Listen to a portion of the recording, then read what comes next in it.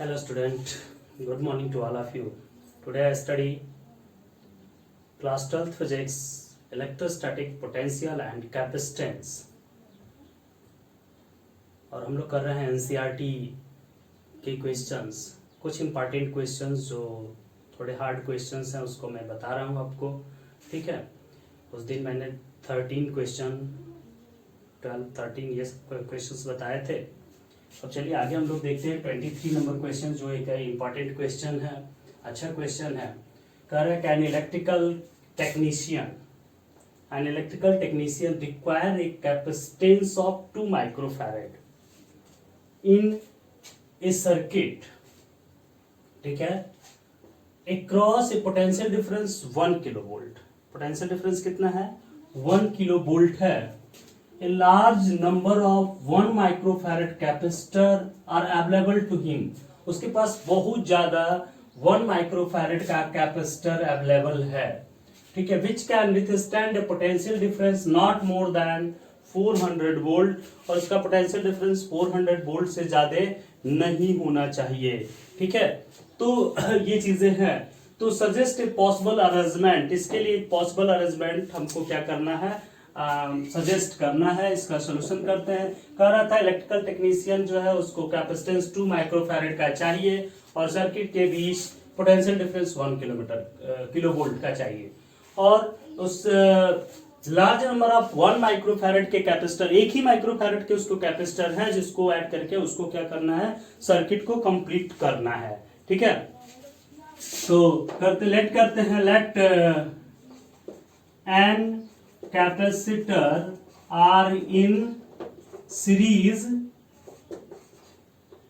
and such M series are in parallel, ठीक है।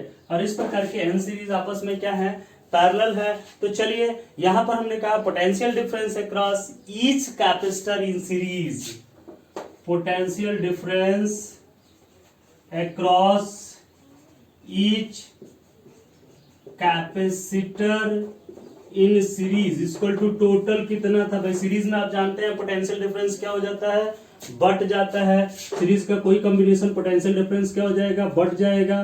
तो इन सीरीज कितना है, कह रहा है कि अधिक से अधिक कितना होना चाहिए, 400 वोल्ट होना चाहिए।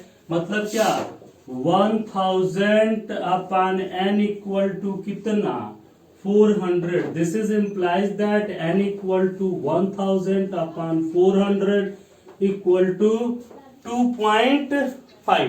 तो 2.5 कैपेसिटर तो हो नहीं सकते, 2.5 कैपेसिटर नहीं ना होंगे भाई। तो 2.5 कैपेसिटर नहीं होंगे। So number of capacitor n equal to 3। Number of capacitor कितने हो गए, n इक्वल टू 3 हो गए, ठीक है।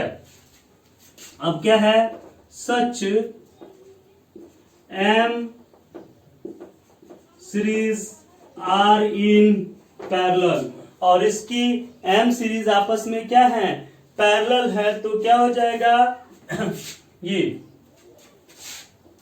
1 upon n plus 1 upon n plus 1 upon n, and so on, कितने बार, m बार। तो m से मल्टीप्लाई हो जाएगा, ठीक है। पैरेलल में है तो 1 upon n plus 1 upon n plus 1 upon n क्या हो जाएगा, ऐसे करके m बार ऐड करेंगे तो m upon n equal to total कितना दिया है भाई, 2 माइक्रोफैरेड। टोटल कितना है, इक्विवेलेंट कैपेसिटेंस कितना है, 2 माइक्रोफैरेड का इक्विवेलेंट कैपेसिटेंस है। तो ये क्या हो जाएगा, m upon n equal to कितना, 2। m upon n equal to क्या हो जाएगा, 2, यानी m इक्वल टू 2n और n बराबर 6 है। 2 मल्टीप्लाई 3 इक्वल टू क्या, 6 हो जाएगा।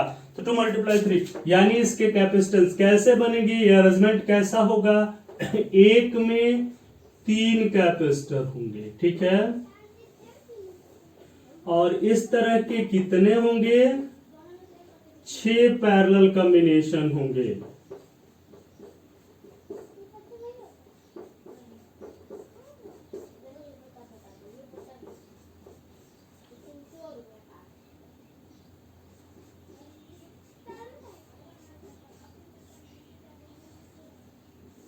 1 2 3 4 5 6 कैपेसिटर हुए।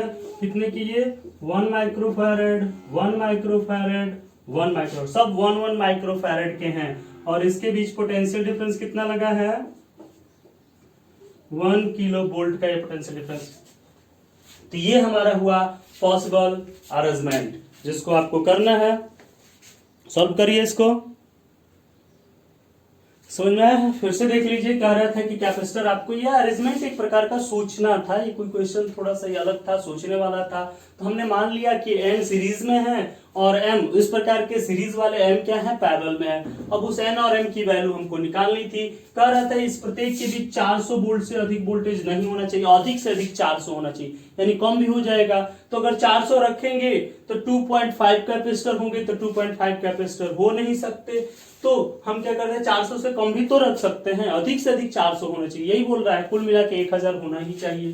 ठीक है, टोटल 1000 वोल्ट है ही, तो ये टोटल 1000 वोल्ट है और 400 से अधिक होना नहीं चाहिए एक के बीच। यानी कितने कैपेसिटर हो सकते हैं तो 3 हो सकते हैं।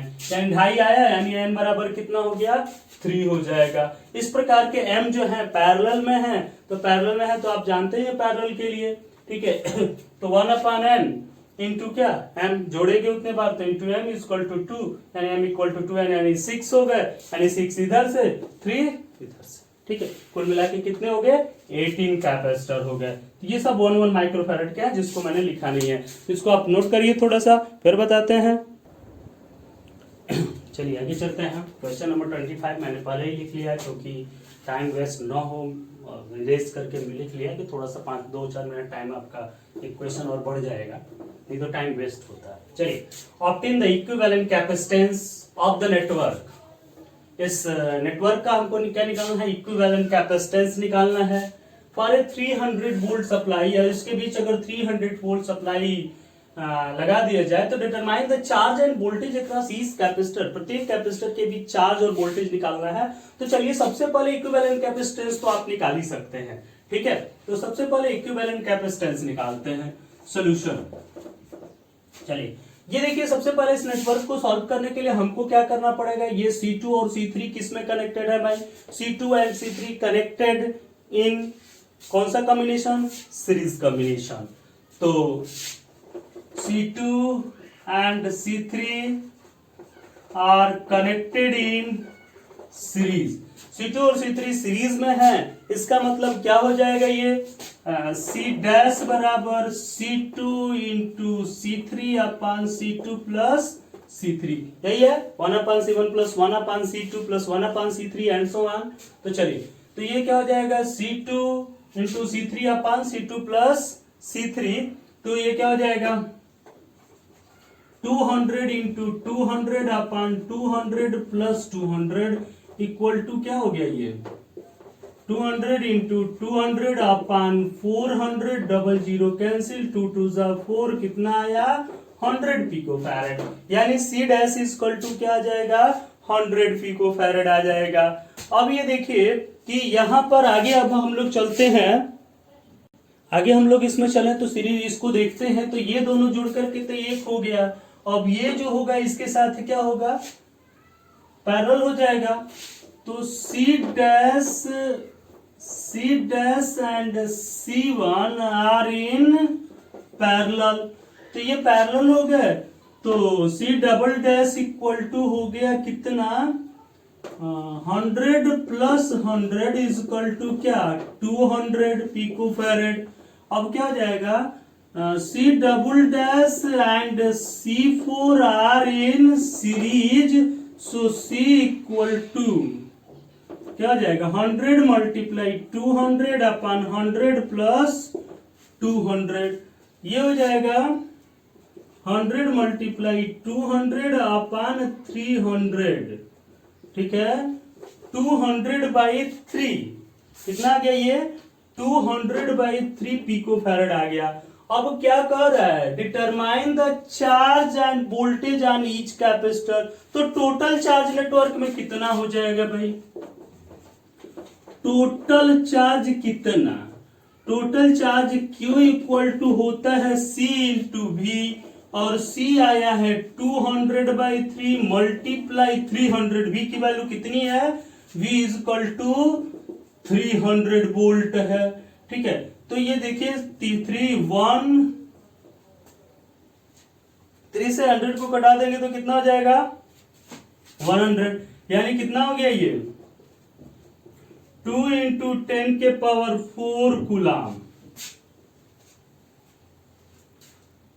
अच्छा, ये पिको फैरेड था ना, इसको थोड़ा सा हमको क्या करना पड़ेगा, चेंज करना पड़ेगा ना। देखो गलती हो गई, मैंने फैरेड ही लिख दिया, ये पिको फैरेड है। ठीक है, चलो तो 200 × 10⁻, पिको में 10⁻ कितना होता है -12 × 300। अब ठीक है, चलो 100 ये हो गया 2 और 2 2 4, 4 इसमें से कम हो गया, 2 × 10⁻⁸ कूलाम। ये हमारा क्या आ गया, टोटल चार्ज आ गया। अब टोटल चार्ज आ गया तो यहां पर अब हम लोग देखें कि चार्ज 2 × 10⁻⁸ कूलाम आया, तो 2 × 10⁻⁸ कूलाम हो गया। इस C4 को अगर हम ध्यान दें, ठीक है, इस C4 को अगर आप ध्यान देते हैं तो ये देखिए C4, ये तो C4 के लिए चले तो ये जितना चार्ज इसमें है ये चार्ज इसमें रहेगा, यही न जाकर यहां 2 पार्ट्स में बटेगा, ये इसमें तो चार्ज वही रहेगा। ठीक है, तो C4 has same charge, Q4 Q equal to 2 × 10⁻⁸ coulomb. तो V4 इक्वल टू कितना हो जाएगा, तो इसमें वोल्टेज कितना हो जाएगा भाई, ये C4 इसका नाम रख लीजिए। ठीक है, चलिए V4 इक्वल टू क्या अभी बताए थे, Q इक्वल टू होता है CV, तो V इक्वल टू Q अपान क्या हो जाएगा C, तो रखें Q4 अपान C4, 2 × 10⁻⁸ अपान C4 कितना है, C4 कितना है, C4 100 है, 100 × 10⁻12, यानी ये क्या हो गया 2 × 10⁻⁸ अपान 10⁻10 इक्वल टू कितना हो गया 200 वोल्ट। 10⁻+10 ऊपर गया, -8 कैंसिल हो गया, 2 हो जाएगा 200 वोल्ट। तो ये इसकी वैल्यू कितनी आ गई 200 वोल्ट। अब चलो इसको हम लोग A और B मान लेते हैं। अब देखिए इसके बीच 200 वोल्ट का पोटेंशियल हो गया, तो इसके बीच कितना हो जाएगा भाई, इसके बीच जो पोटेंशियल होगा, potential difference between points A and B, potential difference between A and B क्या हो जाएगा, V minus VAB equal to V minus V4, 300 minus 200 बराबर कितना 100 वोल्ट। इसके बीच पोटेंशियल हो गया 100 वोल्ट। अब हम चार्ज जानते हैं बस C1 इसके बीच, अब ये पैरेलल है तो फिर उतना ही रह जाएगा इसके बीच। ठीक, तो क्या हो जाएगा, Q1 इक्वल टू Q1 चाहिए ना, C1 into V1, Q1 equal to C1 into V1, तो क्या हो जाएगा C1 कितना 100 × 10⁻⁻12 इंटू V1 कितना 100 वोल्ट, VAB 100 वोल्ट, तो ये कितना हो गया 10 के पावर क्या 1 × 10 के पावर कितना -8 कूलाम। ठीक है, 1 × 10 के पावर -8 कूलाम। ठीक है, तो ये Q1 की वैल्यू आ गई। अच्छा ये देखिए C2 और C3 ये क्या है, चार्ज इसमें सेम होते हैं। आप जानते हैं सीरीज में चार्ज क्या होते हैं, सेम होते हैं, तो दोनों पर चार्ज क्या हो जाएंगे, सेम ही हो जाएंगे। ठीक है, तो C2 and C3 are in series, so C2 बराबर क्या C3, सो V2 बराबर V3 बराबर कितना 100/2 इक्वल टू 50 वोल्ट। तो C2 बराबर C3 बराबर क्या हो जाएगा Q कितना 200 × 10 के पावर -12 इंटू क्या 50,